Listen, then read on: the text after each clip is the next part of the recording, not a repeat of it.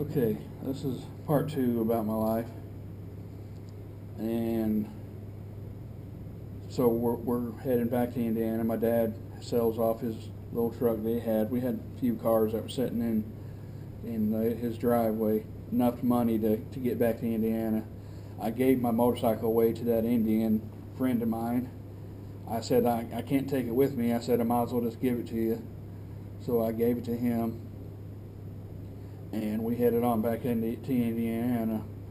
And the only place I could go was to my mother's house. So I ended up living in her basement for probably about a year, I think. I found me a job within a week of the time I was there, maybe 2 weeks. It's funny how everybody else can't find a job, but for some reason because I'd take any job.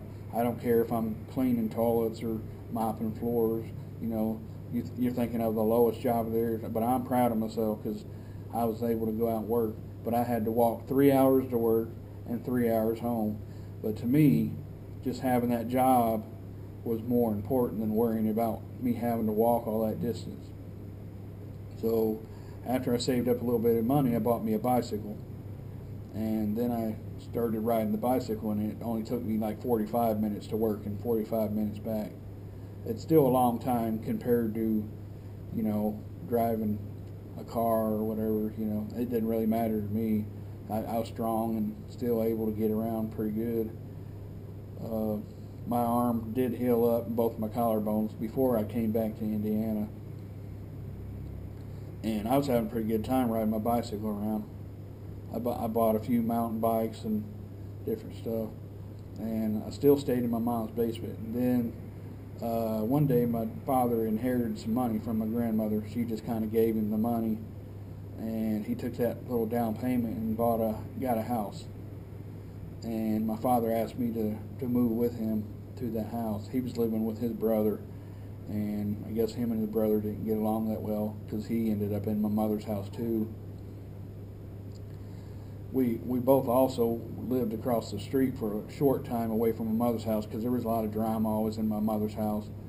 So we was living across the street for a little bit, and I was getting in fights with the dudes there. They were beating their girlfriends up and stuff, and I couldn't stand seeing that shit. So I started defending the girls against these morons. And one day I just couldn't take it anymore, and I took my stuff and left. Plus they stole $100 from my room. We all had our own rooms, and these fuckers stole $100 from me. So I said, all right, you got your last bit of rent, and I'm left. And so my father bought this house that we're living in now. We've been living there for about 20 years, and we moved in there. And I didn't have a motorcycle or nothing. I was still riding a bicycle around, and we go to work every day. And I've been saving up money, and then I was working on kind of construction type of jobs and rough machine work with metal, and it was getting kind of rough for me. So I thought, what kind of job could I get to save my body so I ain't wearing myself out so much? So I thought I'll try security. And my father told me I couldn't get that job. I'd have to have special qualifications, but I was like, screw it, I'll just look in the phone book and see if I can find a security company that'll hire me. So I did. I found me a job, and they put me in a parking garage watching a garage all night. And I did that for like 7 years. And it was pretty cool. And then one day a guy saw me working, and I was doing traffic control, directing traffic out in the street. And I started barking like a dog, and he thought it was funny. So he asked me to come work in this building that he worked in. So that's where I am now. I sit here and work inside of a building, which is good because finally I'm out of that freezing cold weather in the winter time, and I'm here.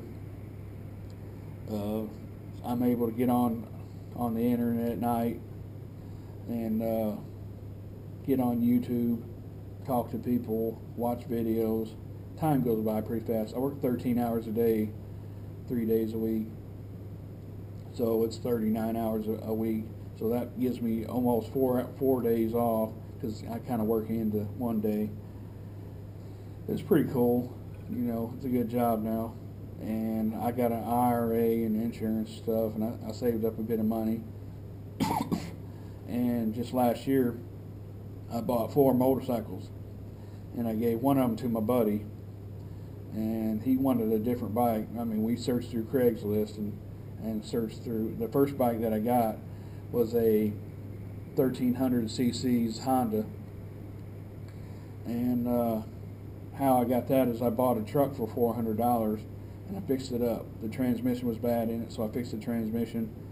Then I traded the $400 truck that I bought for a $5,400 motorcycle. And I know it seemed like a bad deal, but that truck was actually a pretty good truck. And this is the first bike that I ever had that was pretty big. The 900 was the biggest, which was my dad's. So this is my first bike that had a really big engine in it. So then I got to thinking, you know, I don't really have anybody to ride around with. I still haven't really made any friends here in Indiana after all these years. Nobody that rides motorcycles anyways.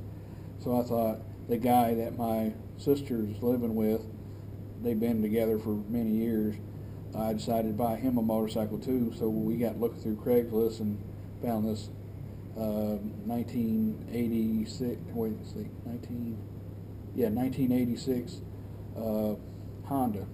It was a Honda Shadow, and it's a 700 cc's, and they started putting tariffs on these motorcycles, and because most of them were at least 750s, so anything over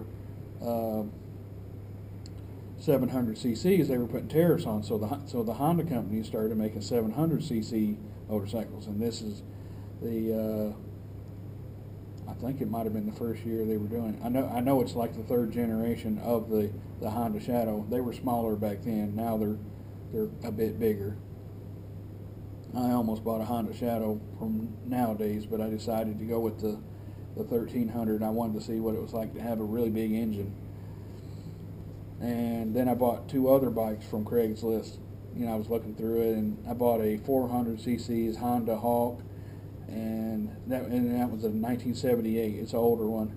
Then I bought this little 1988 Yamaha Route 66, and it's a 250 cc's because I kind of wanted to see what it would be like to ride a smaller bike around and use less gas. And it is really actually a nice bike for being so small, and I really love the gas mileage on it. I mean, you can ride around all week long and not worry about using much gas compared to that 1300 cc's.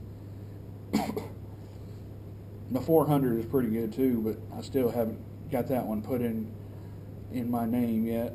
I need to do that and put plates on it. It's already insured, but I'm trying to get my dad to put it in his name. That way he can ride it around and not worry about the cops messing with him, you know, because it being titled in somebody else's name, mine, even though our names are the same.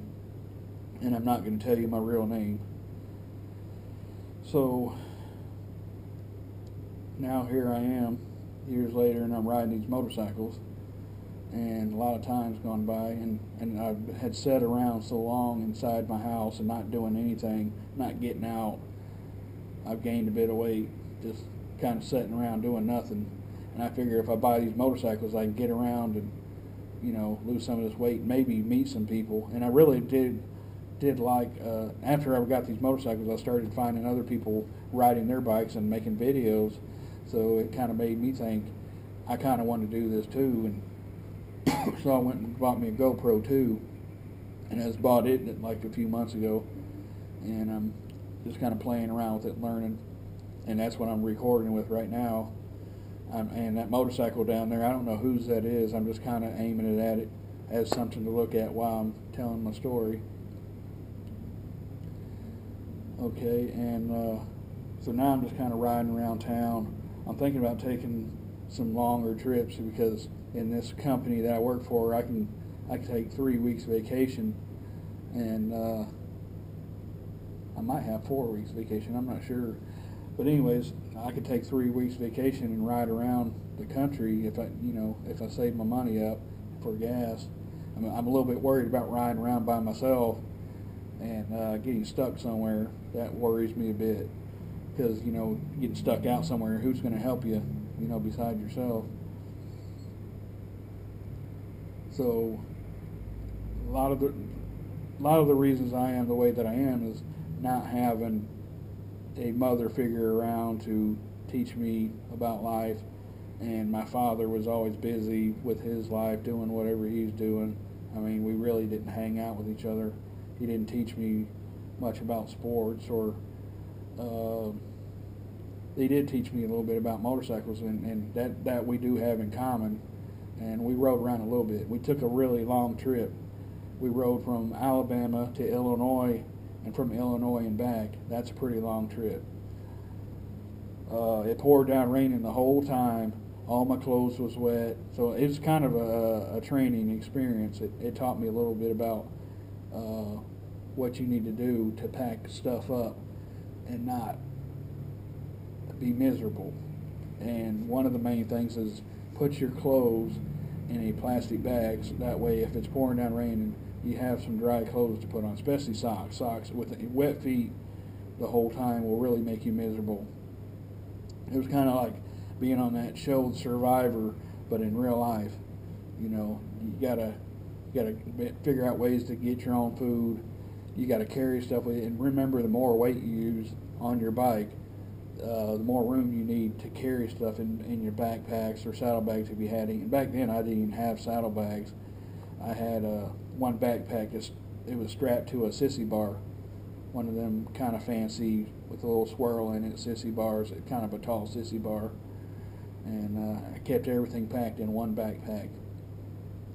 The bike that I have now, I'd put me a sissy bar, the 1300, put me a big sissy bar on that one. I put one on the 400, and I took the 1300 sissy bar and I put it on the little 250, just to have something to strap a backpack to.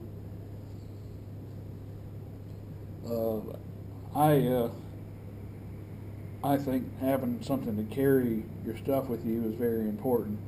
And I just put me a power supply on there so I can recharge this camera that I'm using right now. I'm thinking about carrying me a little power box to put on there if it doesn't blow the fuses on it. I don't know how well the power box will plug into that cigarette lighter thing and run. I know that's how it works. I need to try that out and see if I can drive down the road and charge my stuff up, because I also bought me a camera that takes pictures, and if you don't have some way to charge your stuff, then you're going to have a lot of money with you buying batteries. So I'm thinking of just carrying rechargeable batteries with me for that, and charge them up with my little charger that I have.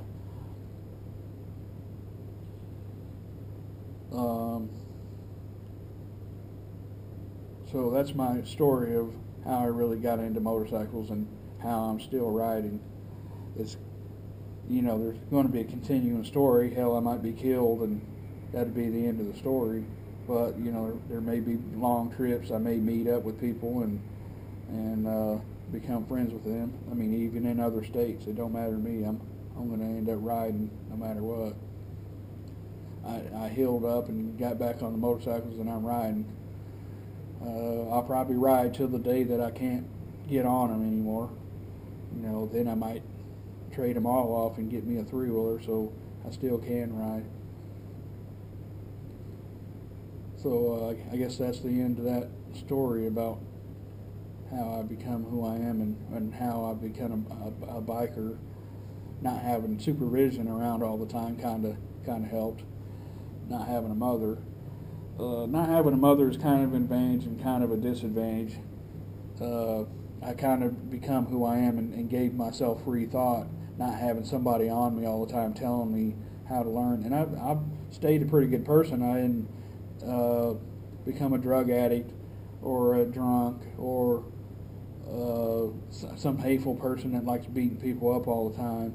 I'm more of a defender, and telling you about how I was as a child and how I was bullied and beat up has made me partially who I am today too, as a good person, not wanting to harm others. There's no sense in bullying somebody. That's a waste of your life, in my opinion. Okay, so that's the end of my story. I'm gonna cut it short because I'm here at work and got to make sure that I don't get in trouble because I had to turn my radio off to do this, so nobody will interrupt the conversation with my radio chattering. Okay, see y'all later.